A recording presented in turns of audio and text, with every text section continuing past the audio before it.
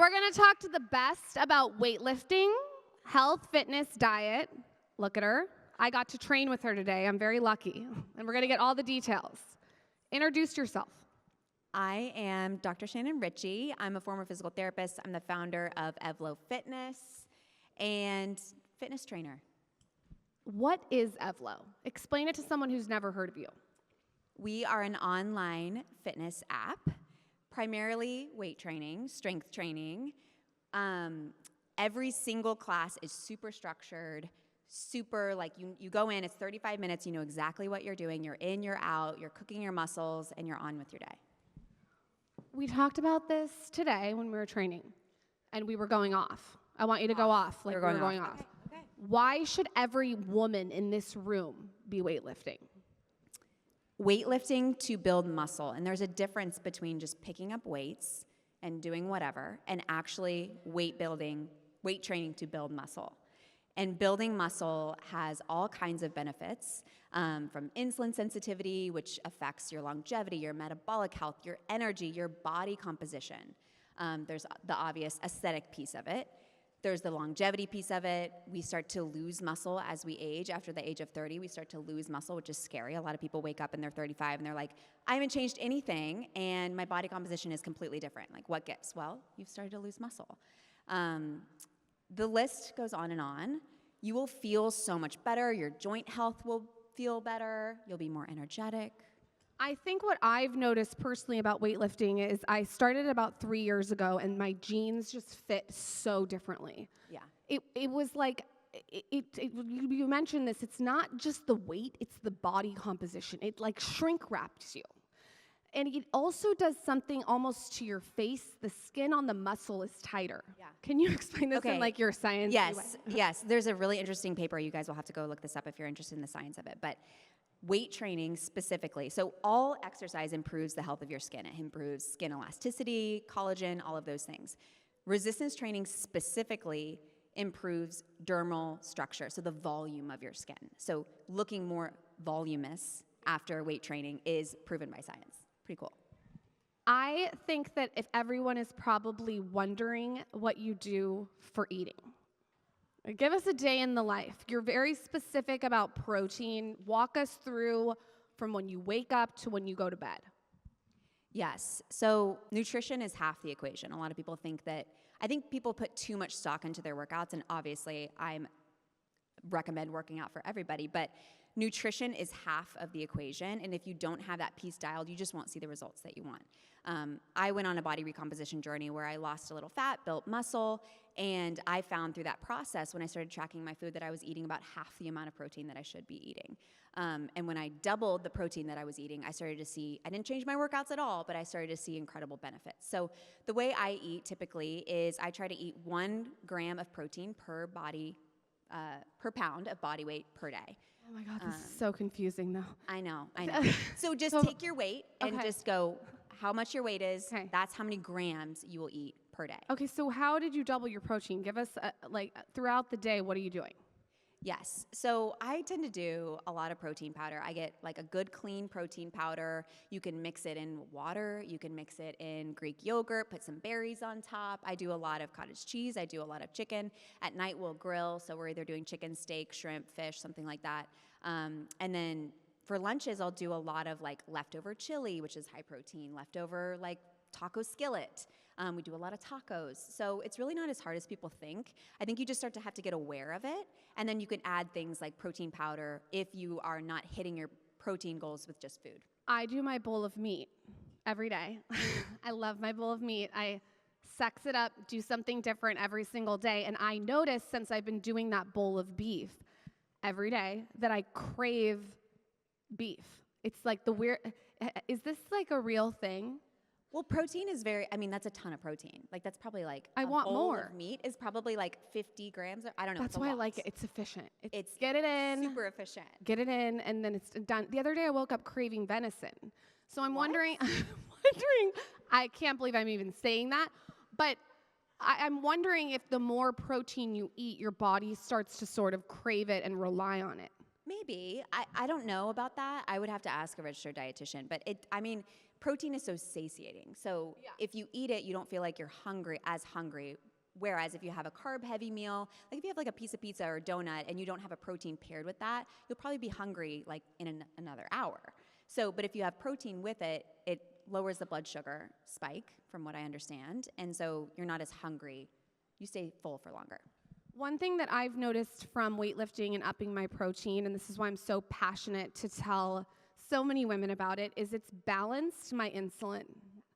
And I am not one to speak on this in an eloquent manner, which is why we have you on stage. So tell us about that. Insulin is one of the most important hormones that we have because unlike other hormones, it touches every single cell in our body and affects every single cell of our body. You can think of insulin as like the gatekeeper to let in blood sugar to power the cell. So if we are insulin sensitive, our blood glucose is better and we can more easily use the sugar that we eat from our food to power our body instead of the sugar being stored as fat. This has an effect on your body composition, and building more muscle improves your insulin sensitivity. So it will have an effect on your body composition, which is important, but it will also have an effect on your longevity, improving your metabolic health, avoiding risk of chronic disease. So being more insulin sensitive is something that we should all care about and work on. How do you even describe insulin sensitivity to someone who doesn't understand? Like, describe it to a kindergartner. Describe it to a kindergartner. Yeah. See, I told her, I said, I want to go so basic. See, I have troubles with this because I'm like, I tend to go right to the science, so I apologize. What would it feel like if someone has it? They're in the audience right now, they're listening to us talk about it. How can they understand if they have an insulin sensitivity? So symptoms that you're insulin resistant, which is the opposite of insulin sensitivity, are things like fatigue, trouble managing your weight, trouble with energy, trouble focusing. A lot of things that I think the modern person deals with probably has something to do with your insulin. That's exactly what I was experiencing 3 years ago before I started weightlifting, and you can almost feel it balance out as you weightlift. It's so weird. Yeah. Today when we were working out, there was probably 4 girls on the cardio machines. And I looked at you and I said, that's frustrating for you, huh? Yeah. Because you see these women who are busting their ass, going so hard, and it's like, to me, and you, again, you can speak more eloquently, it almost would be so much more effective to spend 30 minutes lifting weights. Absolutely. Tell us about that. It's the biggest bang for your buck. And I came from a routine of slamming my body into the ground, doing a ton of cardio, a ton of HIIT, a ton of group fitness, and did not see the body composition changes that I expected to see. Considering I was working out for 60 minutes every single day, I was sweating, burning a bunch of calories, working so hard, and yet not really seeing the changes. And when it comes to physiology and how to physically change your body doesn't care how hard you work. Your body does not care how many calories you burn. Your body does not care how sweaty you are, how tired you are. What it cares about is the stimulus it received. So if you get a high quality workout, even if it's 30 minutes and you didn't sweat a single drop, but you loaded your muscles and you lifted weights that felt challenging and you lifted close to failure, things that we talked about on the podcast before, that will be a routine that is more likely to be effective than one that's you're just mindlessly sweating. What are misconceptions and what are things that women come to you to and say, I don't want to bulk up? Like things like that. I feel like you hear stuff like that all the time of people making the same complaint across the board when it comes to women who are afraid of weightlifting. The bulky thing is like something that we're like, oh my gosh, we feel like we have to address it. We gotta rebrand it. We gotta rebrand it. Honestly, it's like, yes. It doesn't bulk you up. Those people who are bulked up, right, they're in the gym for hours and hours and hours, and some of them are taking testosterone or hormone replacement, right? For most women, it's difficult to build even 1 pound of muscle, let alone enough muscle to physically look bulky. And I always tell people, I've been strength training for 4 years. I don't think I look bulky. Maybe I'm off, but I don't think I do. And I lift heavy and I train close to failure. And I just think, a lot of it is genetic. My husband, for example, does the exact same workouts as I do. And he's built a lot more muscle than I have because of the hormones, the testosterone, the genetics. So it is a lot of, it's a misconception. And I think it's really sad when women don't strength train because they're missing out on the incredible benefits because they're scared of getting bulky. And I say, if you're scared of getting bulky, Give it a try for 3 months. You got to try it for at least 3 months because muscle growth doesn't happen until 3 months, 8 to 12 weeks-ish. So you've got to give it at least 3 months. And if you feel like you're bulky, then you can stop. But I just guarantee you, you won't feel that way. Well, what happened to me is that I started doing it and you gain weight because you're gaining muscle. Yes. And the fat hasn't melted off yet. Yes. And then you sort of get to the other side and then the weight starts falling off. Yes. Well, that could have had something to do with your insulin sensitivity. It could have taken some time for you to build up your insulin sensitivity, which might have affected your body composition. Okay. And that's one of those things. It's like, it's not an overnight fix. That's why the 80-day fixes drive me crazy because when you're weightlifting and you are serious about improving your health and changing your body composition, not just for an event you have coming up, but for the rest of your life, and you want to sustain that, you have to really be in it for the long haul. And anyone that you talk to that lifts weights will say, like, I've been doing this for 6 years and I'm still improving. And so some of the best physiques, some of the people that have like the most defined muscles have been doing it for years and years and years. So I like to really think of it as a long game, as an investment. The really cool thing too is once you build it once and you lose it, let's say you're postpartum like I was and you can't exercise the same way you can before you delivered, it's easier to gain back the second time. It comes back a lot quicker. There's something called muscle memory. So building it once is such a crucial investment for the rest of your life. I think it's like running a business, right? I mean, anything you do is reps. Yes. And if you can sort of wrap your head around that it's a long-term commitment, like you said, it's an investment, and you can apply it to every area of your life, it makes everything a lot more easier and less overwhelming. And then you don't have to jump on like the latest trend, like should I switch it up? Should I do this? Should I do that? It's like strength training is very straightforward. There are some guidelines in which you should apply to your routine, and you just apply those over and over and over. You don't have to mix it up. You don't have to try this workout or this workout. It's like just stay the course. Focus on your nutrition, focus on strength training. And cardio is, of course, important. I don't want to say don't do cardio. But I think that most women listening already have the cardio down. Like I feel like they're already doing cardio, or a lot of them are. It's the strength training that they need to focus on more. I think it's refreshing to not have to kill yourself with cardio. When I heard that, I was like, it's a lot. It's overwhelming to be. You're first of all, it also sags your skin if you go too hard. Like it sags your knees if you're gonna go so hard on the pavement all the time. These are things that aren't talked about. It sags your face. So I'm all about weightlifting. Yeah. Well, I like cardio, but I want to be strategic about it. Yes, and that's the thing. It's like this is all about dosage. I love how people say exercise is medicine, which I absolutely agree. But any doctor will agree that medicine, you have to dose it properly in order for it to be effective. And if you overdose it, you're going to have negative side effects. So exercise is the exact same way. We should be really diligent about how we're exercising and how much we're exercising. More is not always better. And to your point, this sagging skin, the science behind that is because of oxidative stress. When you exercise too much, your body is in overdrive, overly stressed, and things like skin health are affected. I'm going to open it up to audience questions after this last question to you. I just want you guys to start thinking if you have a question. Wellness. What are some wellness tools that are in your toolbox? Cold plunge, sauna, meditating. What are all the things that you do that you think really help your mental health? I keep it really simple. Walking is one of the tools that I use that really helps my mental health. It's also doubling as cardio, and I do it with my husband and my baby, and it's just a good time to bond. Like I feel like it's so mentally clearing. Big believer in meditation. I need to meditate more, and Peyton, our instructor, does incredible meditations on the Evlo membership. And then sleep. I am the biggest sleep diva. I'm in bed by 9 o'clock. I wake up at 7. I'm not one of those people that wakes up at like 4:30 in the morning, which I know you are too. You like to sleep in. I'm not a 4:30 person. No. And I'm really not even a 7 person. When Michael starts talking to me from the shower, I'm like, call a friend. You just keep your mouth tape on and just ignore him. Yeah. Do you mouth tape? I do mouth tape sometimes. Honestly, I need to do it more. You gave me your mouth tape and I need to do it more. You have a great jawline. Oh, thank you. Okay, I'm going to open it up to the audience. I love doing this. It's so much fun to hear your guys' questions. And I think we have a mic. You get to pick. You pick. Should I pick? I should pick. Okay, let's go with the front. Glasses, cute black sweater. Hi, I love you guys. I'm 8 months pregnant right now, and I strength train. Love it. I guess postpartum, because like I'm worrying and thinking about that. how quickly after you gave birth did you guys strength train? When did we get back to exercise?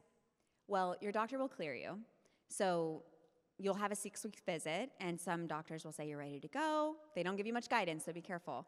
They'll just kind of send you on your way, which is fine. But I started around 6 weeks, and then I eased in. So I started with really light weights, not pushing it too much, really monitor how you're feeling, how's your pelvic floor feeling, all of that. And then I slowly built up. And I got to say, it did take me months to get back. But I mean, after about around 6 months is when I started to feel like I'm all the way back to my strong self that I was before delivery. I waited 6 weeks like my doctor told me. I would not do that if I got pregnant again. No, I feel like they say 6 weeks for everything.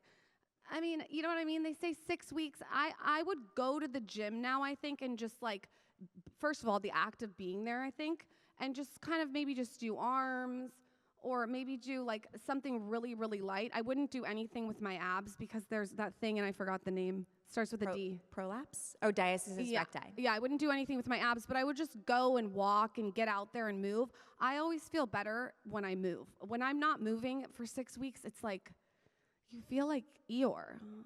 Yeah. But talk to your doctor. Okay, don't listen to me. In the middle, in the black with the bun. Hi, I'm Rachel. I'm so excited to be here. That first question actually sparked this question. So I have a 7-month-old, and I'm pregnant with our second. And nobody has guided me, or like I have not found any guidance with how to rebuild your core after pregnancy.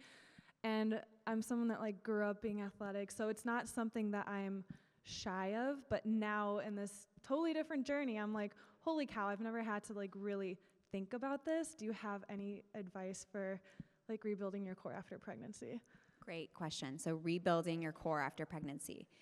First of all, I think what you're doing, I know you've already delivered, but for those that are pregnant or interested in getting pregnant in the future, you can train your core throughout pregnancy. Now, of course, there's different things that you should do, but getting strong in your core abdominal muscles during pregnancy is absolutely possible. I feel like that helped me a lot. But after you deliver, you're cleared to exercise, there's a lot that you can do. I always say you can come back to your regular abdominal exercises. Just look for, Lauryn was referencing diastasis recti, so you'll see like a little outpooching down the midline of your body doing crunches and things like that. So just watch for that, and how you avoid that is breathing properly. So when you breathe, when Lauryn and I were doing crunches today in her training session, when you're lifting up out of the crunch position or doing the effort, you'll breathe out through pursed lips, like breathe out through pursed lips. Engage your pelvic floor. If you're noticing any symptoms like leaking, heaviness, pain, then back off.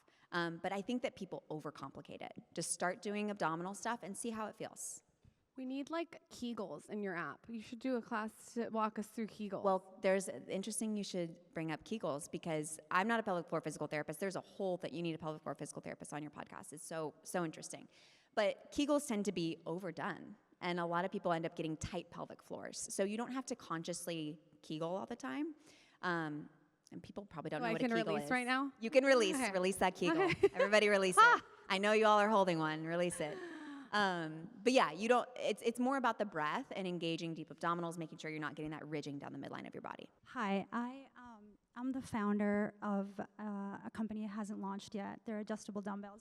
They're adjustable dumbbells for women. And one thing that I'm really struggling with, first of all, thank you for promoting strength training. It's so incredibly important for us. But one thing that I struggle with is when I pitch to younger girls about the importance of strength training, the response that I get is, oh, this would be great for my mom.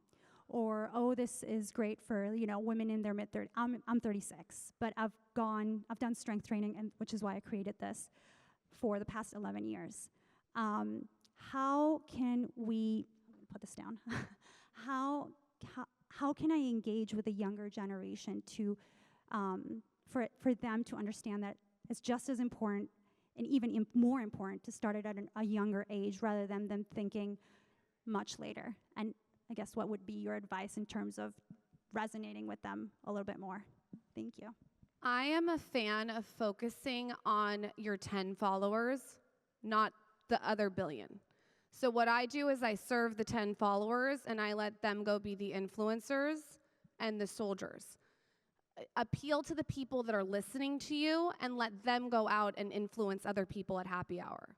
I don't think you need to worry about convincing people and who's not listening. I think you need to talk to who's listening. The younger generation, I wouldn't waste my time trying to convince someone. You know what I mean? They'll come around or they won't. I would appeal to their moms. If they're saying go to the moms, I'd go to the moms. Go to the moms. Let the moms do the work for you. I think that's a great answer, honestly. No notes. It's less work. 4-hour work week. Hey, so thank you so much for the conversation. I'm Demi. I have a startup. It's an ed tech and health tech startup. I also was a professional ex-soccer player. So now, though, I'm really struggling with getting like any proper workout in or consistency, and all the muscle that I had, I'm quickly losing, and it's becoming very sad and depressing. I was wondering if you have any advice or tips for things that I can do while at home, if I have like a quick 15 minutes. The heaviest weights that I have are 15-pound dumbbells at home, quite frankly, and like I know they're going to failure, but that would take me forever with those. So just curious, for building muscle, like at home with limited, items, what would you suggest? I got this. So You got this. This is the girl. all about efficiency. So studies show that you can still build muscle, not a ton of muscle. It might not be like your goals, but sometimes you have the chapters of life where you're like, I just need to do less and just be consistent and do something. So studies show that one hard set per muscle group per week is enough to build muscle. So if you just pick every muscle group in your body and just do one hard set and then be done.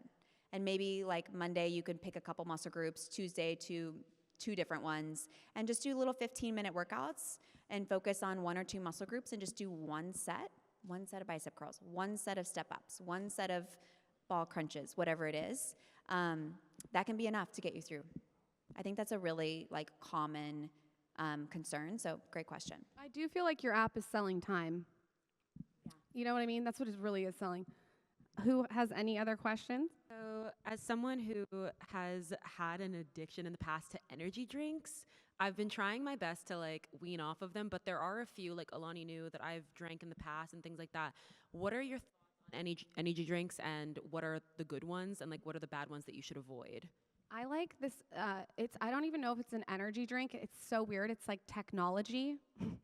The guy who founded it came on the podcast. It's a technology. It's a keto shot that you drink, and it puts your body in ketosis. Michael, what's the brand called? Why can't I think of the brand? HVMN. It's a little shot. That's the one I like, but I don't know too much about energy drinks. I use my raw milk in my coffee as my pre-workout. So, Same, I do. but I coffee. do like that keto one. It's a good one. Yeah. Hi, I'm Alexis. Thank you so much for being here. I feel like Pilates has been really up and coming recently. What are your thoughts on that being enough resistance to actually build muscle? Do you think it's effective, or should you pair that with weightlifting? Great question. Such a good question. We talked about this a lot on the last episode I was on of Skinny. So not all Pilates methods are created equal, I have to say that. But in general, you need to get close to failure in 30 reps or less in order to build muscle. And that really simplifies things. If you're holding something for like 4 minutes, it could burn, you could be shaking, like it could be very, very hard, but it might not be enough load to significantly build muscle. So it depends on the method. If you're like, okay, I can do 12 reps of this and I am to failure, and failure and fatigue are different. I am to failure. That's enough to build muscle. But I think a lot of methods just kind of focus on the burn. They focus on really high rep, which isn't shown to build significant amounts of muscle. I love Pilates, but I look at Pilates as recovery, like stretching, mobility, posture. I mean, I do it, twice a week, but sometimes I do it the same day I weightlift. It's very different. And I think I was frustrated with Pilates because I was doing it 7 days a week, and my body composition wasn't shrinking. And I did it for 3 years. And what I've realized, if I'm being blunt, is a lot of people, how do I say this nicely? Can't edit this out. A lot of people who do Pilates and preach it all the time, a lot of them are genetically blessed. And for me, I have to work it. And that involves lifting weights. And I think it just depends on your body type. But for me, if I just did Pilates, there's no way that I would be able to see the change that I've seen in my body. So I use it as in my toolbox as a recovery situation. I love how it stretches my fascia, and I love what it does for my posture. But as far as like losing weight and tightening up, for me, that did not work. It depends on the method, and it depends on, should I keep going? Or should I just keep it there? Maybe we'll keep it there. In the red. Hi. Hi. I have a question about hydration. I want to know what your recommendation is.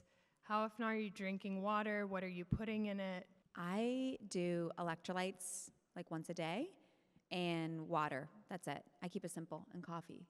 I do not keep it simple. Do you have 3 hours? I like to sex up my water wherever I can. So like in the morning, I will not have a sip of coffee until I've had electrolytes. I think electrolytes are so, and you just mentioned this, so important. I put salt, like really great salt, right on my tongue. I learned this from Dr. Barbara O'Neill. Instead of putting it in your water, I put it right on my tongue. So I'll do that. I'll do lemon water. I love colostrum.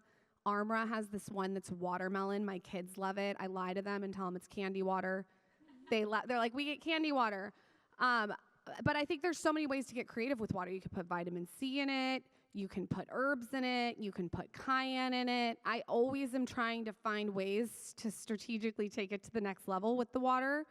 And I try to have water by me all the time. I'm obviously not perfect, but I think just having it there and making it a little more desirable with something in it is fun.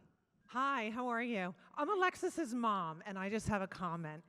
I'm 58 years old, started weightlifting about 4 years ago, and my biggest regret is that I didn't start a long, long There time ago. it is. There it is. And then I just have a quick question for you. You talked about insulin resistance. Is there a diagnostic test? Because the other comment that I do have is that the healthcare system just dismisses a lot of the symptoms that you mentioned, and it's very frustrating for women to get dismissed.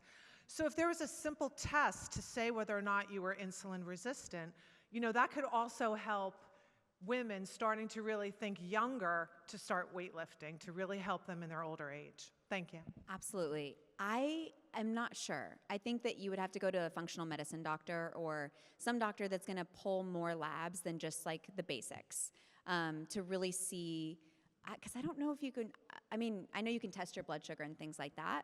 But yeah, I would go to a doctor and not accept like no for an answer.